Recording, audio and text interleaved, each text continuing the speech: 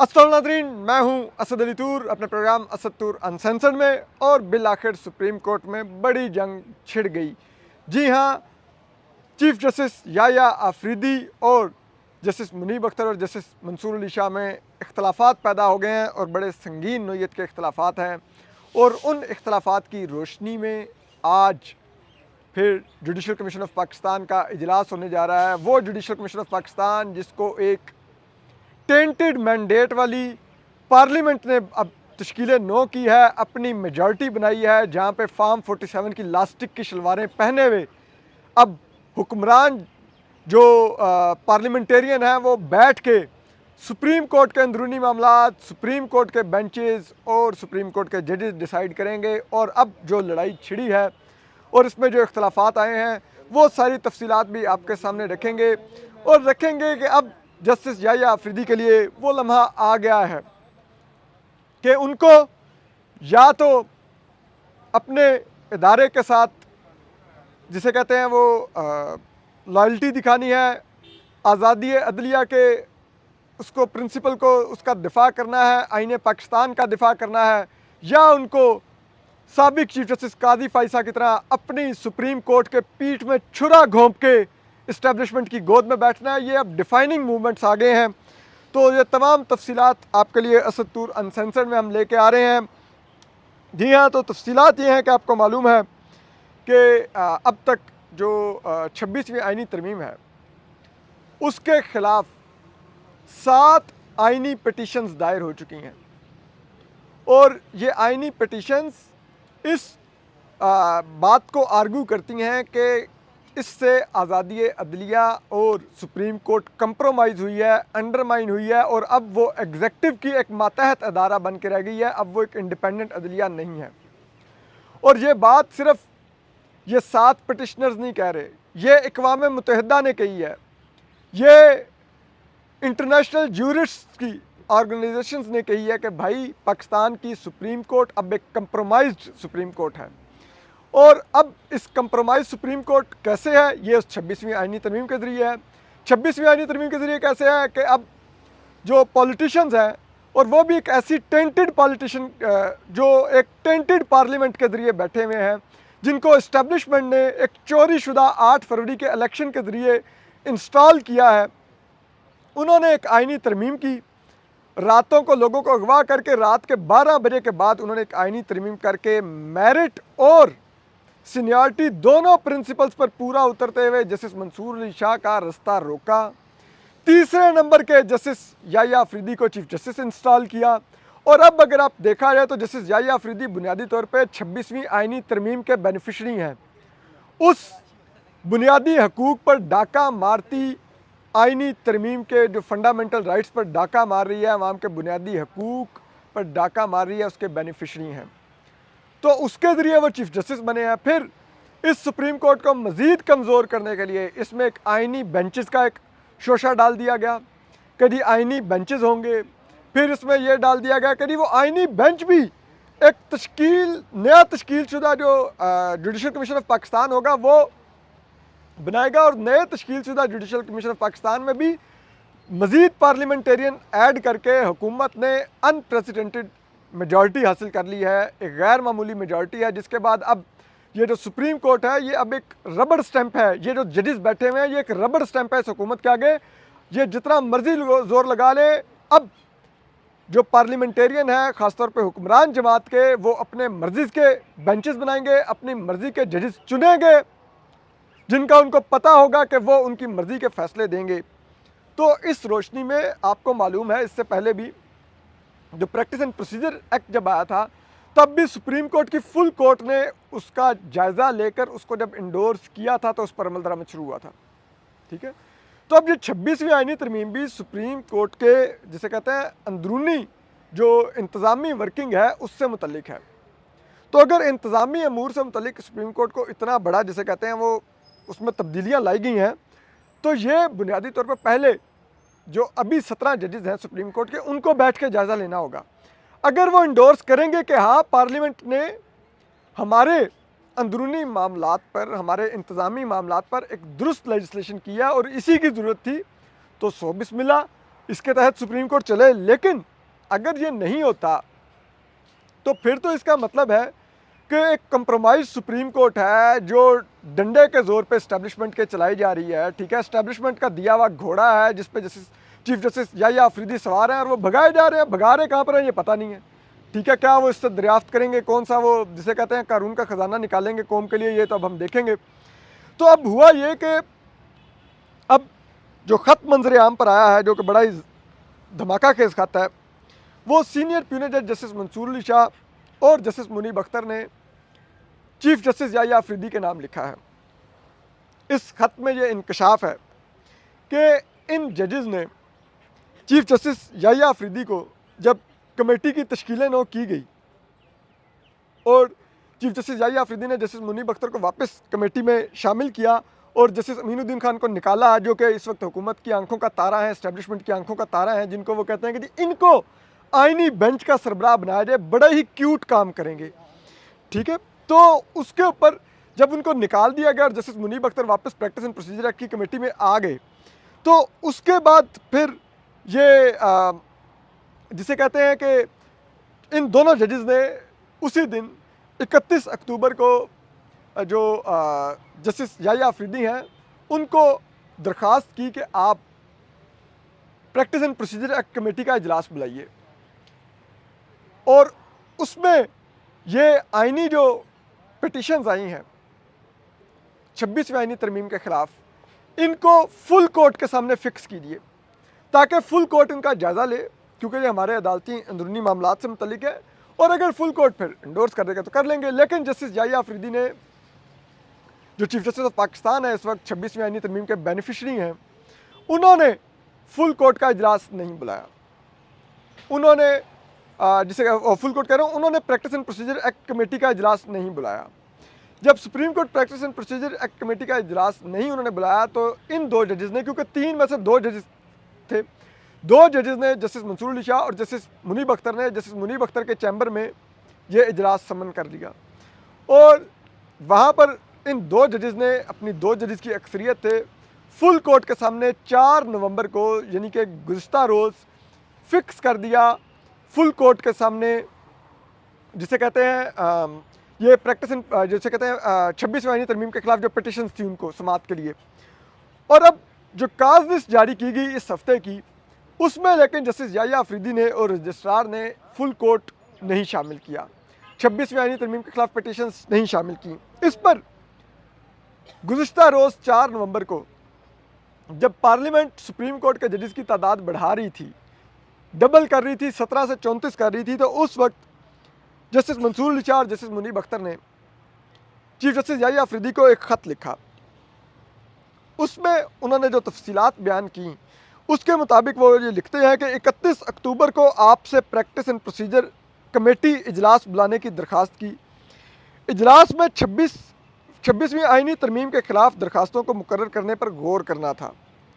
तवज्जो दिलाने के बावजूद practice and procedure act committee का इजलास नहीं बुलाया गया। मामले की अहमियत को भांपते हुए हम 2 मेंबर्स ने कानूनी इख्तियार के तहत खुद इजलास बुलवा लिया। इजलास में आइनी तरमीम के ख़िलाफ़ दरख्वास्तों को फुल कोर्ट के सामने मुकर्रर करने का फ़ैसला किया। 4 नवंबर को आइनी तरमीम के ख़िलाफ़ दरख्वास्तों को समाअत के लिए मुकर्रर करने का हुक्म दिया।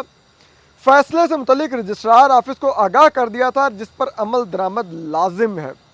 यानी कि वो कह रहे हैं कि जो रजिस्ट्रार है और जो सुप्रीम कोर्ट है, जब प्रैक्टिस एंड प्रोसीजर कमेटी कह दे कि आपने ये बेंच मुकर्रर करना है, ये केस मुकर्रर करना है, तो वो लाजिम है कि वो मुकर्रर किया जाए। ठीक है, लेकिन वो अब जजेस लिखते हैं कि इंतहाई अफसोस के साथ कहना पड़ रहा है कि फुल कोर्ट समाअत की काज लिस्ट जारी नहीं हुई। कमेटी का फैसला अब भी बरकरार है, जिस पर अमल दरामद लाजिम है। 26वीं आइनी तरमीम के ख़िलाफ़ दरख्वास्तों को रवां हफ्ते लाजमन समाअत के लिए मुकर्रर किया जाए। रजिस्ट्रार सुप्रीम कोर्ट इजलास के 31 अक्टूबर के फ़ैसले को वेबसाइट पर जारी करे। यानी कि वो कह रहे हैं कि ठीक है, आपने उस वक्त अगर काज लिस्ट में जारी नहीं किया तो अभी सप्लीमेंट्री काज लिस्ट में जारी करके फौरी तौर पे जो हफ्ता जारी है, यानी कि आज मंगल का रोज़ है, तो आज या बुध या जुमेरात या जुमा किसी दिन भी अब फुल कोर्ट की सप्लीमेंट्री काज लिस्ट जारी की जाए और उसमें ये 26वीं आईनी तरमीम के ख़िलाफ़ पिटीशंस को समाअत के लिए मुकर्रर किया जाए, क्योंकि ये कमेटी का फ़ैसला है और कमेटी का फ़ैसला बाइंडिंग है सुप्रीम कोर्ट के ऊपर, रजिस्ट्रार के ऊपर, इवन के चीफ जस्टिस याहिया अफरीदी के ऊपर भी। लेकिन चीफ जस्टिस याहिया अफरीदी ने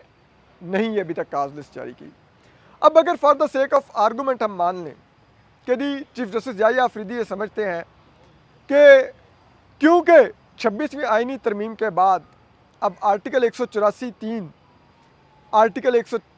जिसे कहते हैं 87, इन तमाम के इख्तियारात वो अब आईनी बेंच को जा चुके हैं और आईनी बेंच ही उनको सुन सकता है। तो फिर अगर वो इतना ही बाय द बुक चल रहे हैं, इतने ही आइन पसंद हैं, तो फिर तो वो ये जुडिशल कमीशन ऑफ पाकिस्तान का इजलास भी नहीं बुला सकते थे जो आज उन्होंने 2 बजे बुला रखा है, क्योंकि इसी 26वीं आईनी तरमीम के तहत ये कहा गया है कि जुडिशल कमीशन ऑफ पाकिस्तान का इजलास जो होगा उसके मेंबरान 13 होंगे और उसका एक रुकन आईनी बेंच का सरबराह या आईनी बेंच का मोस्ट सीनियर जज होगा। अब आईनी बेंच तो अभी बना ही नहीं है, 13वां मेंबर वजूद ही नहीं रखता, तो 12 मेंबरान के साथ चीफ जस्टिस याहिया अफरीदी ने कैसे ये इजलास बुला लिया और आज वो इस इजलास को चेयर भी करने जा रहे हैं और ये इजलास होगा भी, इसमें आईनी बेंच भी तश्कील दिया जाएगा। वो आईनी बेंच फिर जो भी आपको पता है इस वक्त एक अक्सरियत हासिल है हुकूमत को गैर मामूली इस आईनी वो जिसे कहते हैं इस जुडिशल कमीशन ऑफ पाकिस्तान में। अब हम आपको बता देते हैं कैसे वो अक्सरियत हासिल है।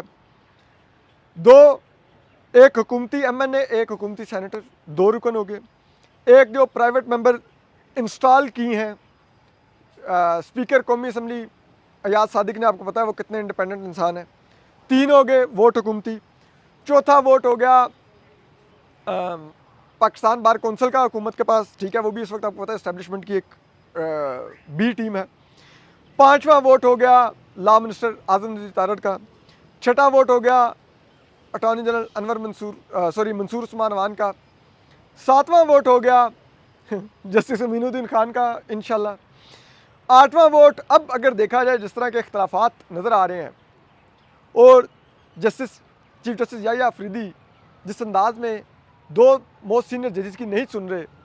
तो इसका मतलब है उनके भी गालिब वोट का इम्कान है कि वो हुकूमत के साथ जाएगा, तो हुकूमत के पास 8 वोट होंगे जुडिशल कमीशन ऑफ पाकिस्तान में, ठीक है। और ये ऐलान गुज़श्ता रोज़ हमारे सहाफ़ी दोस्त जो बड़े इस्टेब्लिशमेंट की हर चीज़ से बाखबर होते हैं, उनकी चालों से, उनके वारदातों से, वो ऐलान कर चुके हैं जुडिशल कमीशन ऑफ पाकिस्तान के इजलास में 8-4 से फैसला होगा। तो उनको मालूम है, इसका मतलब है कि कौन कौन इस वक्त इस्टेब्लिशमेंट के साथ मिल चुका है। तो अब जब हालात ये हों, वहाँ पर अब कैसे जस्टिस याहिया अफरीदी समझते हैं कि ये judicial commission of Pakistan legitimate है और इसका होने वाला इजलास लेजिटिमेट है, जबकि अरकान 13 है ही नहीं है, अरकान 12 हैं। एक बहुत बड़ा कानूनी और आइनी लकूना है इस जुडिशल कमीशन ऑफ पाकिस्तान के इजलास में, लेकिन उन्होंने बुला लिया है, ठीक है। और अब गालिब इम्कान है कि आज के जुडिशल कमीशन ऑफ पाकिस्तान के इजलास में जो दोनों मोस्ट सीनियर जजेस हैं, मोस्ट सीनियर प्यूनर जज जस्टिस मंसूर अली शाह और जस्टिस मुनीब अख्तर, इस जुडिशल कमीशन ऑफ पाकिस्तान के इजलास पर एतराज़ उठाएंगे और फिर इस जुडिशल कमीशन ऑफ पाकिस्तान के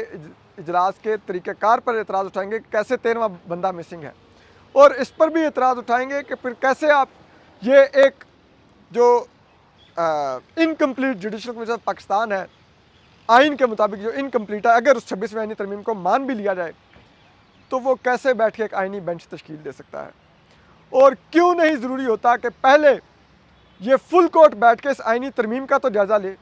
अगर वो फुल कोर्ट इस आइनी तरमीम को इंडोर्स कर दे तो फिर सो बिस्मिल्लाह आप करें, इस 26वीं आइनी तरमीम के तहत मुल्क को चलाएं, सुप्रीम कोर्ट को चलाएं। लेकिन अगर नहीं है तो इस्टेब्लिशमेंट के डंडे पर अगर आपने ये चलानी है सुप्रीम कोर्ट, एक सरनगू सुप्रीम कोर्ट जो अब डोगर कोर्ट के बाद एक और टाउट कोर्ट अगर कहलाएगी, तो फिर तो अल्लाह अल्लाह खैर सलाह, क्या अवाम में साख, क्या आलमी साख एक सुप्रीम कोर्ट की, ठीक है। और मैं 2 बातें बार बार कह रहा था। एक बात मैं कह रहा था कि काजी फैजी साहब रिटायर होने के बाद भी 26वीं आइनी तरमीम के ज़रिए इस सुप्रीम कोर्ट में घूम रहा है, उसकी बदरूह मौजूद है यहाँ पर, sorry to use that word. और दूसरी बात मैं ये कह रहा था कि अगर आपको याद हो 26वीं आइनी तरमीम के अगले दिन ही मैंने अपने सीनियर्स मतीउल्लाह जान साहब, हसनात मलिक साहब और साकिब बशीर साहब के साथ एक शो किया था, जो बड़ा वैसे वायरल भी हुआ था। वो उसका हम चारपाई पे बैठ के कर रहे थे कि भाई वो ये कह रहे थे कि 2-3 माह देने चाहिए जस्टिस याह्या अफरीदी को कि वो सेटल इन हो, चीज़ों को दुरुस्त करें, और उसके बाद देखें कि 26वीं आईनी तरमीम को रोल बैक करवाना है, क्या करना है, सब कुछ। तो मैंने उन्हें कहा था कि ऐसा मत कीजिए। मैं उस दिन भी कायम था, मैंने कहा 2-3 माह नहीं देने होंगे। ये एक ऐसी, जिसे कहते हैं बदनीयत पार्लियामेंट है। ये हर चीज़ के ऊपर जब आप इनको टाइम देते हैं, यानी कि वो सदारती ऑर्डिनेंस लाए ये कि जी रिटायर्ड जजेस होंगे इलेक्शन ट्रिब्यूनल्स में, तो उस वक्त के चीफ जस्टिस काजी फायसा ने पूरा ड्रामा किया सुप्रीम कोर्ट के अंदर कि ये क्या तरीका है, ऑर्डिनेंस क्यों लाए, ये क्या किया, वो क्या किया, और उसके बाद हेयरिंग एडजर्न कर दी एक लंबी तारीख देकर, ताकि हुकूमत को मौका मिल जाए कि वो उस दौरान पार्लियामेंट में एक्ट ला के रिटायर्ड जजेस को मंजूर करवा ले, और वो पार्लियामेंट में ले आए, और चीफ जस्टिस काजी फायसा ने फिर हप हप करके वो सब कुछ खा लिया। अब भी मेरा ये कहना था कि अगर आप इस बदनीयत पार्लियामेंट को ये टाइम देंगे, तो ये उस 26वीं आईनी तरमीम को, जो बुनियादी हकूक़ पर डाका है, हमला है, सुप्रीम कोर्ट को तबाह कर रही है, सुप्रीम कोर्ट को कैंगरू कोर्ट बना रही है, उसको प्रोटेक्ट करने के लिए कुछ और भी करेंगे। तो ये सुप्रीम कोर्ट अगर आप देखें हर चीज़ को प्रीएम्प्ट कर रही है, ये पार्लियामेंट हर चीज़ को प्रीएम्प्ट कर रही है। अब इनको ये था कि कहीं जस्टिस याह्या अफरीदी के ऊपर, चीफ जस्टिस जो हैं उनके ऊपर मेजॉरिटी जजेस प्रिवेल ना कर दें, क्योंकि मेजॉरिटी जजेस अब भी 26वीं आईनी तरमीम पर तहफ़्फ़ुज़ात रखते हैं। तो इन्होंने प्रीएम्प्ट किया, और अब आप देखिए कि ये कैसे इस इस्टेब्लिशमेंट को इंटेलिजेंस रिपोर्ट्स आई, कहाँ से आई कि जी वो फुल कोर्ट बुलवाने की कोशिश की जा रही है, उसके सामने ये 26वीं आईनी तरमीम फिक्स करने की कोशिश की जा रही है। तो फौरी तौर पे, हंगामी तौर पे फिर कहा गया कि जी सुप्रीम कोर्ट में जजेस की तादाद ही बढ़ा दो। ठीक है, अगर आपको याद हो माजी में जब चीफ जस्टिस उमर ताब बंदयाल कंट्रोल नहीं हो रहे थे, तो मैं जानता हूं कि किस तरह से सुप्रीम कोर्ट के अंदर से ही एक जज साहब, उस वक्त वो जज थे सिर्फ, वो एक टाउट रिपोर्टर के ज़रिए हुक्मरान जमात उस वक्त की और इस्टेब्लिशमेंट से राब्ते में थे, और वहाँ पर ये जिसे कहते हैं ना व्हाट्सएप कॉल्स पे डिसाइड हो रहा था कि किस तरह से चीफ जस्टिस उमर ताब बंदयाल को कर्टेल करना है, और उसके लिए कुछ करने की ज़रूरत है। और फिर वहीं पर यह तय पाया कि वो प्रैक्टिस एंड प्रोसीजर एक्ट वजूद में आया। ठीक है, तो अब भी क्या ये अंदर से मिली भगत की गई कि आप फौरी तौर पे जजेस की तादाद बढ़ाकर इतनी कर दें, वरना यह ना हो कि अगर फुल कोर्ट के सामने फिक्स करना पड़ गया तो फिर जिसे कहते हैं मेजॉरिटी ऑफ जजेस इस आईनी तरमीम को उड़ा देंगे, और जस्टिस मंसूर अली शाह जो असल हकदार है चीफ जस्टिस के ओहदे का, जो कि सत्तूर अनसेंसर्ड की एडिटोरियल पोजीशन है डे 1 से 25 अक्टूबर से, कि सुप्रीम कोर्ट के असल चीफ जस्टिस मंसूर अली शाह हैं, बाकी जस्टिस याह्या अफरीदी एक डिफेक्टो चीफ जस्टिस हैं जो बेनिफिशरी हैं उस 26वीं आईनी तरमीम के, जो एक टेंटेड पार्लियामेंट ने जो 13 जनवरी के फैसले की बेनिफिशरी थी, काले फैसले की, उसने की है। वो अब अगर ये सब कुछ सोचा गया कि ये ना हो कि चीफ जस्टिस याह्या अफरीदी के ऊपर मेजॉरिटी जजेस प्रिवेल कर दें, तो फिर हुकूमत ने प्रीएम्प्ट करते हुए सुप्रीम कोर्ट के जजेस की तादाद 34 कर दी है। अब वो अगर कल को ये मामला आगे बढ़ता भी है, अब एक आप बताइए कि ये जो जुडिशल कमीशन ऑफ पाकिस्तान का इजलास होगा, अगर इसमें तजवीज़ आए भी कि आइनी बेंच ही फुल कोर्ट का बना दिया जाए, तो वो आइनी बेंच कैसे तश्कील पाएगा? वो कहेंगे जी अभी सुप्रीम कोर्ट पूरी नहीं है, 34 नहीं है जजेस। ठीक है, और अगर उन 34 जजेस का इंतज़ार किया जाएगा जो हुकूमत अपने हैंड पिक लगाएगी, जो कोर्ट पैकिंग करेगी, ठीक है, तो फिर उसके बाद वो 34 जजेस आपको लगता है उनमें से जो अक्सरियत होगी वो इस्टेब्लिशमेंट के साथ नहीं, अपनी सुप्रीम कोर्ट के साथ खड़ी होगी। वो उस इस्टेब्लिशमेंट के साथ खड़ी नहीं होगी, उसकी लास्टिक की शलवारें पहनी हुई फॉर्म 47 की जो पार्लियामेंट है उसके साथ नहीं खड़ी होगी, बल्कि जो कि उनको लाई होगी बतौर जज, जिसने उनको इंस्टॉल किया होगा बतौर जज, उनकी वफादारियाँ उस इस्टेब्लिशमेंट के साथ होंगी, फॉर्म 47 की लास्टिक की शलवारों वाली पार्लियामेंट के साथ होगी या सुप्रीम कोर्ट के साथ होगी। ऑफ कोर्स उनकी लॉयल्टी उन्हीं के साथ होगी जो उनको लाए होंगे, जिन्होंने उनको लगाया होगा। तो आप खुद अंदाज़ा लगाइए। और फिर ऐसे में कैसे आप जो मौजूदा सुप्रीम कोर्ट है उसके जायज़े के बगैर 26वीं आईनी तरमीम को इंडोर्स कर सकते हैं,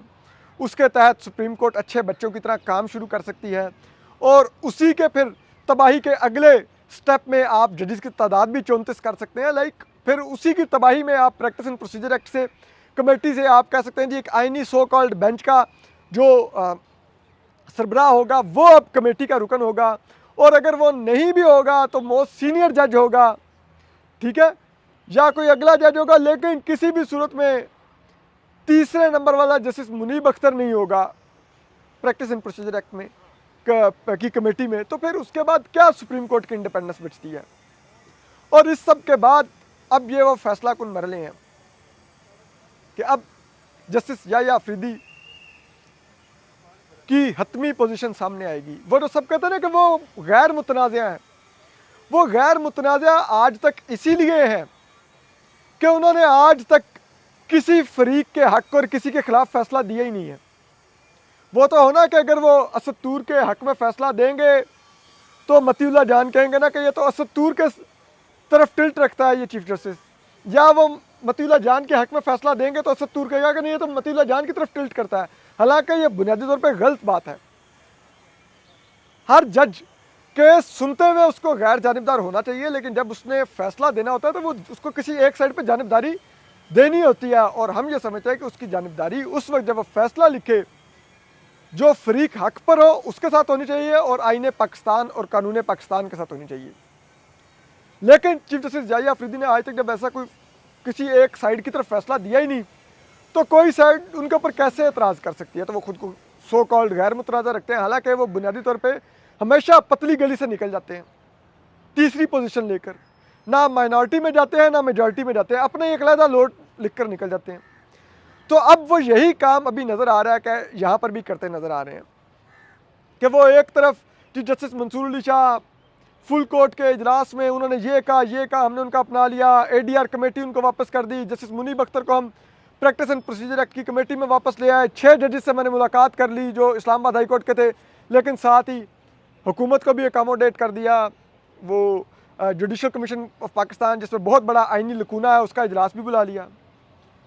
प्रैक्टिस एंड प्रोसीजर कमेटी का इजलास भी नहीं बुलाया जो कि हुकूमत के लिए परेशानी का बायस हो सकता था, वहाँ पर उनको परेशानी नहीं होने दी। फुल कोर्ट के सामने 26वीं आईनी तरमीम को जिन्होंने 7 पिटिशंस ने चैलेंज किया हुआ है वो भी फिक्स नहीं की, फुल कोर्ट की काज लिस्ट भी जारी नहीं की। तो ये नहीं हो सकता कि आप दोनों तरफ चलेंगे। अब आप चीफ जस्टिस ऑफ पाकिस्तान है, अब आप एक इंडिविजुअल जज नहीं है, अब आपको पोजीशन लेनी होगी चीफ जस्टिस याह्या अफरीदी साहब। अब आपको ये फैसला करना होगा,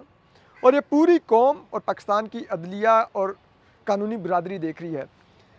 चीफ जस्टिस काजी फ़ाइज़ ईसा ने भी अपने साथी जजेस और वकला का एतमाद और अवाम का एतमाद उस दिन खोया था जिस दिन उन्होंने इस्लामाबाद हाई कोर्ट के 6 जजेस के लेटर के ऊपर पोजीशन नहीं ली थी, बल्कि हुकूमत और इस्टेब्लिशमेंट के साथ अलाइंड हो गए थे कि जी आप कमीशन बना के तो इंक्वायरी कर लें कि आपने जजेस के बेडरूमों में कैमरे तो नहीं लगाए, यानी कि मुलजिम अपनी तफ्तीश खुद ही कर ले, ठीक है। तो अगर आज जस्टिस याह्या अफरीदी भी ये पोजीशन नहीं लेंगे clear, chief justice Yahya Afridi, तो फिर जो जस्टिस मंसूर अली शाह ने चीफ जस्टिस काजी फ़ाइज़ को लेटर में लिखा था कि आपने अपने इदारे की साथ गद्दारी की है, उसकी